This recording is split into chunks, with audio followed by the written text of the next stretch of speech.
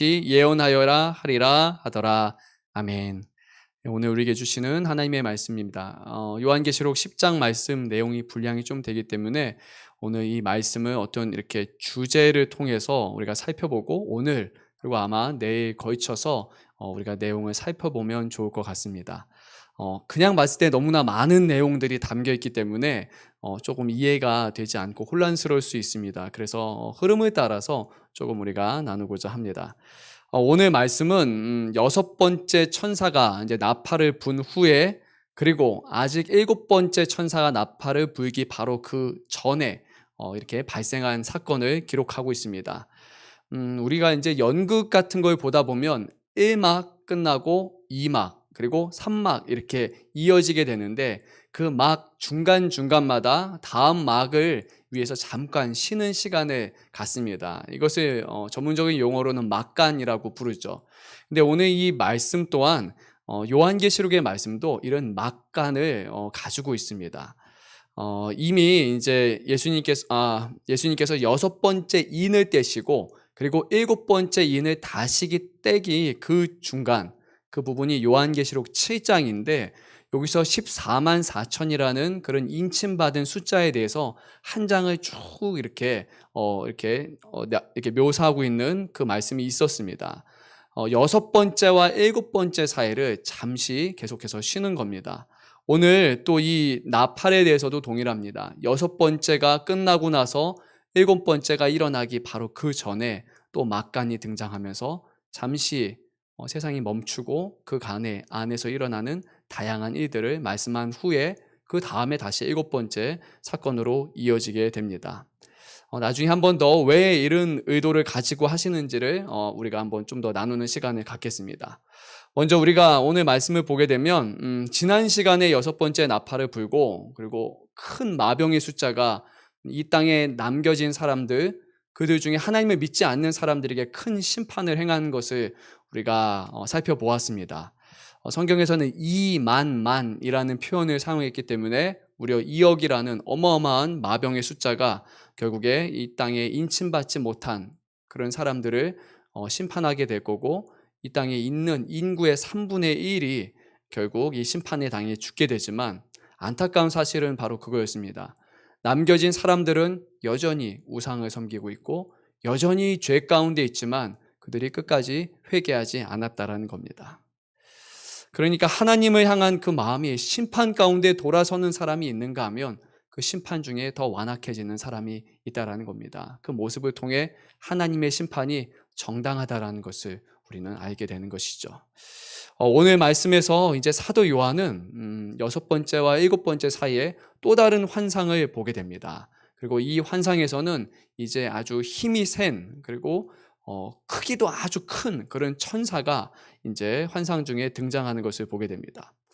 1절에서 3절은 바로 이 천사에 대한 그 모습을 잘 묘사하고 있는데 내용을 잘 살펴보게 되면 이 천사의 모습이 예수님과 하나님의 모습을 그대로 닮은 것으로 그렇게 우리는 알 수 있습니다. 그러니까 예수님과 하나님의 동일한 모습은 아니지만 예수님의 영광과 하나님의 영광, 그 영광스러움의 모습을 이 천사가 한 몸에 같이 입고 이 땅에 내려온 것입니다. 먼저 이 천사는 구름을 입고 하늘에서 내려왔다고 말하는데 이것은 다시 오실 예수님, 인자이신 그 예수님이 구름 가운데 오시는 그 모습을 그렇게 표현하는 것입니다. 예수님의 모습과 같습니다. 그리고 머리 위에 보니까 무지개로 이제 빛이 빛난다고 말하는데 이것은 우리가 앞서 살펴봤던 내용이죠. 하늘에 계신 그 하나님의 보좌, 그곳이 무지갯빛으로 가득했던 것을 다시 한번 우리에게 떠오르게 합니다. 또 이 천사는 보니까 얼굴이 해같이 빛나더라. 여호와의 광채. 그리고 발이 불기둥같이 되어 있더라. 이것은 예수님의 발이 주석과 같이 그렇게 빛나는 그 발의 모습을 다시 한번 떠올리게 합니다.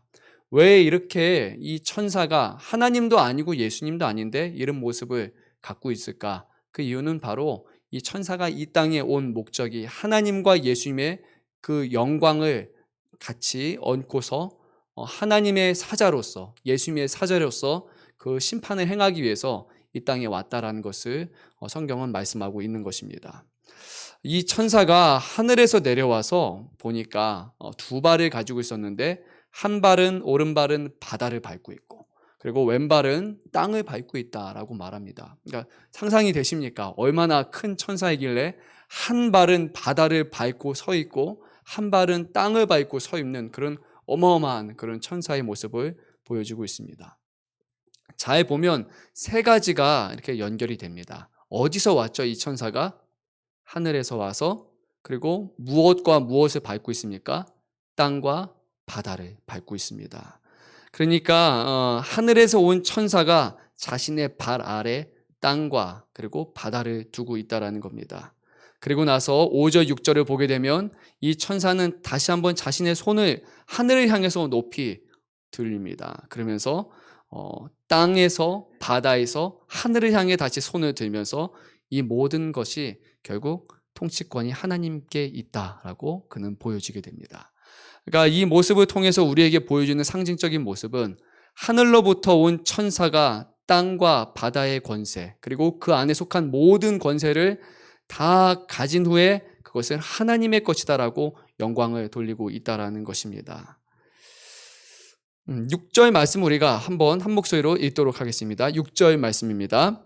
세세토록 살아계시니 곧 하늘과 그 가운데 있는 물건이며 땅과 그 가운데 있는 물건이며 바다와 그 가운데 있는 물건을 창조하신 이를 가리켜 맹세하여 이르되 지체하지 아니하리니 라고 말합니다.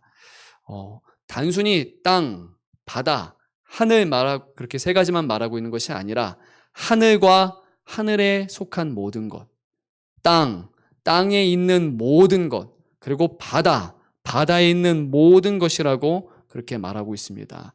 그러니까 이 세상 온 천하 만물의 모든 권한은 다 하나님 앞에 다 속해 있고 그리고 그 기간은 오늘 보니까 세세토록 살아계신 이 영원이라는 시간 동안 이 세상의 모든 것들은 하나님에 의해 창조되었고 하나님의 통치 가운데 하나님의 주권 가운데 모든 것이 다 있다라고 지금 말씀하고 있습니다.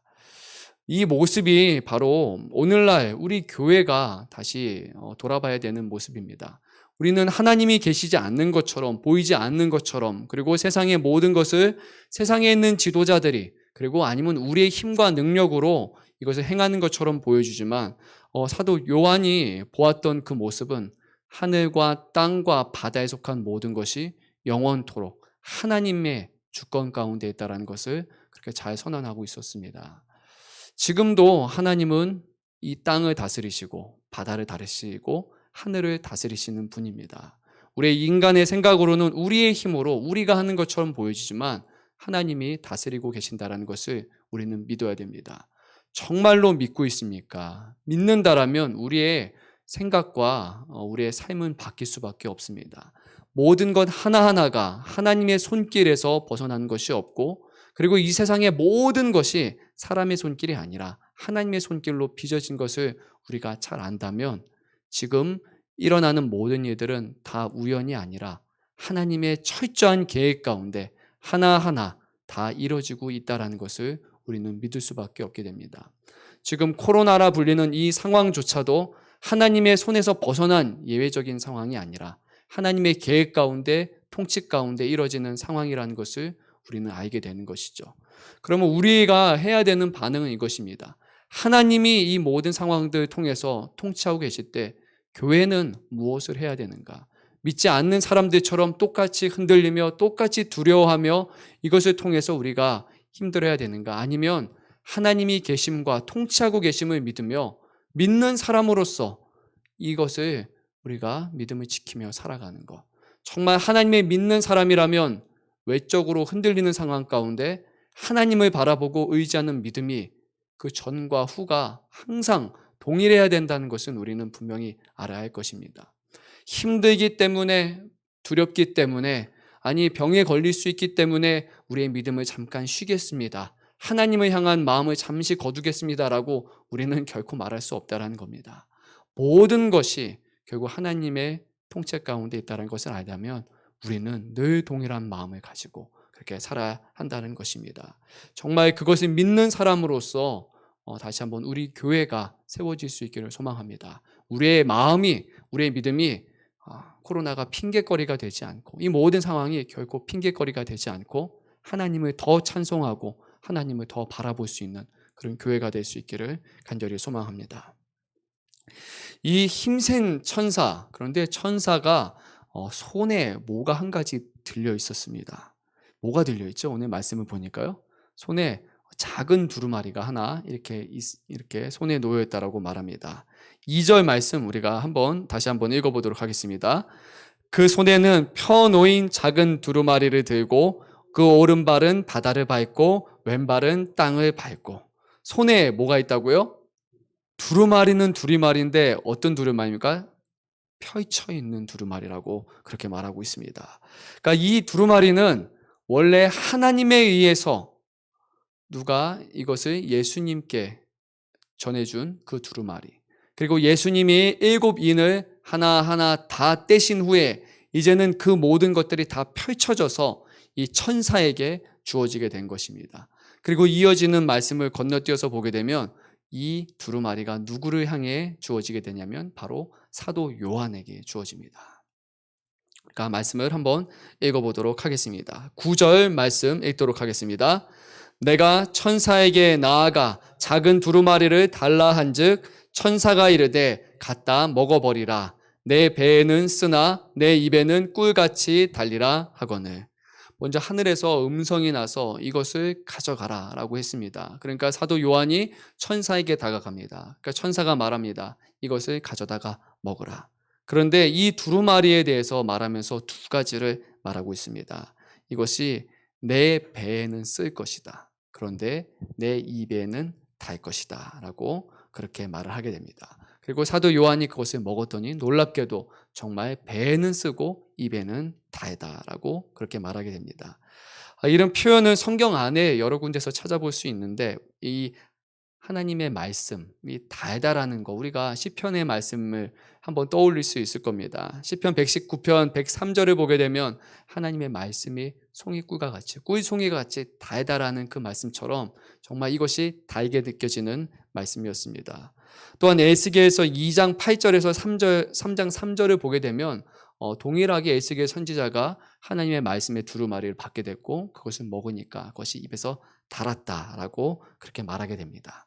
그런데 그 내용은 실제로 달기만 한 내용이 아니고 쓴 내용이 그 안에 담겨 있었던 것입니다. 그러니까 사도 요한은 지금 에스겔 선지자가 받았던 이스라엘 향한 그 예언과 같은 동일하게 그 하나님의 말씀을 받게 되었고 달고 쓴 말씀이라고 말합니다. 과연 왜 달고 왜 쓸까? 정확하게 알 수는 없지만 이어지는 내용을 보면 아마 이렇게 생각해 볼 수 있습니다. 이 두루마리, 이 마지막 펼쳐진 말씀이 단 이유는 결국 이것을 통해서 하나님의 구원의 계획이 이 세상 가운데 교회를 통해서 온전히 이루어지기 때문입니다. 하나님이 더 이상 지체하지 않으시고 이제 바로 이 말씀을 통해서 세상을 심판하시고 그리고 구원받은 사람, 인침받은 사람들을 구원하시는 일이 일어나게 되고 7번째 나팔이 불리게 되면 하나님의 나라가 이 땅 가운데 세워지는 놀라운 역사가 이제 일어나기 때문입니다. 그래서 이것을 아는 사람이라면 정말 이 말씀은 분명히 단 말씀일 겁니다. 우리가 믿어왔던 그 믿음, 그 신앙이 헛된 것이 아니라 정말로 우리가 구원받게 될 것이고 교회가 그냥 아무런 의미 없는 곳이 아니라 우리 이 땅에 있는 교회들을 사용하여 주시사 하나님의 나라를 이 땅 가운데 세우신다라는 이 놀라운 것을 우리가 보게 되면 분명히 달콤한 말씀이라고 우리는 말할 것입니다. 그런데 배가 아프다고 말합니다. 쓴 말씀이라고 말합니다. 왜 그러냐면 이어지는 말씀을 통해 결국 이 땅에 이 하나님의 나라와 그리고 온전한 교회가 세워지기 위해서 성도들이 핍박을 받아야 될 것이고 성도들이 순교를 당하게 될 것이고 성도들이 많은 고난 가운데 결국 처하게 될 것이기 때문입니다. 그래서 배는 쓸 것입니다. 우리가 하나님의 나라가 이 땅에 임하기까지 남겨진 많은 시간 동안 교회에게 주신 사명은 정말 어려움을 감당하는 사명일 것입니다. 때로는 순교자처럼 죽는 사명일 것이고 하나님의 말씀을 부여잡고 살아가기 때문에 세상 사람들의 미움을 받는 그런 일이 우리에게 남겨질 것입니다. 그런데 놀랍게도 그 모든 일이 지난 후에는 결국 하나님의 구원의 계획이 있다라는 것입니다. 이 말씀을 보면서 우리가 한 가지 떠올려야 되는 장면은 바로 그것입니다. 오늘 찬양에도 아마 그런 찬양이었죠.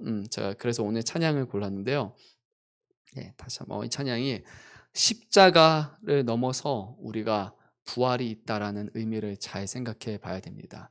이 땅에 있는 교회가 이제 하나님의 계획 가운데 온전히 세워지고 하나님의 나라가 이 땅 가운데 세워지기 위해서 그것을 우리가 부활이라고 본다면 그 전에 우리는 십자가라는 그런 과정을 거쳐야 된다는 겁니다.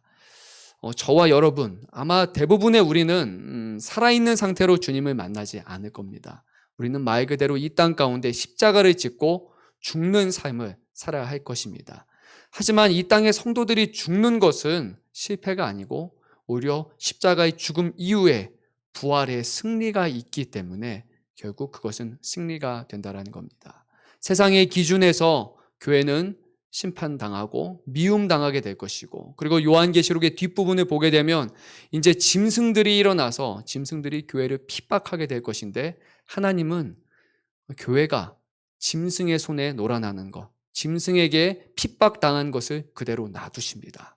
다 보호하시는 것이 아니라 오히려 핍박당하고 순교당하게 놔두실 것입니다. 왜냐하면 그 흘리는 피를 통해서, 그 고통을 통해서 다시 한번 이 세상이 하나님께 나아가는 귀한 도구로 사용되기 때문입니다. 예수님의 죽으심이 없는 부활은 없습니다. 예수님이 십자가를 통해 죽으셨기에 부활이 있었던 것처럼 이 땅의 교회에게 남겨진 그 사명은 배에 먹으면 쓴 사명일 수도 있습니다. 하지만 이것이 다한 것이라고 우리가 동시에 알고 믿는다면 지금 오늘 교회 그리고 저와 여러분에게 주신 사명을 우리는 기쁨으로 마지막 때를 바라보면서 끝까지 이겨낼 수 있는 것입니다. 오늘 주신 말씀을 한번 다시 생각해 보기를 원합니다. 하나님이 세상의 통치자이시고 창조주이심을 믿으십니까? 하나님께서 이 땅에 있는 교회들이 비록 순교당하고 핍박당할 것이지만 끝까지 붙드시고 교회를 통해서 세상을 구원하시는 사명을 이루실 것을 믿으십니까? 그럼 오늘 우리에게 주어진 삶을 그 믿음 가운데 그리스도인으로서 교회로서 온전히 보여야 될 그 모습으로 살아갈 수 있기를 간절히 소망합니다. 시간 함께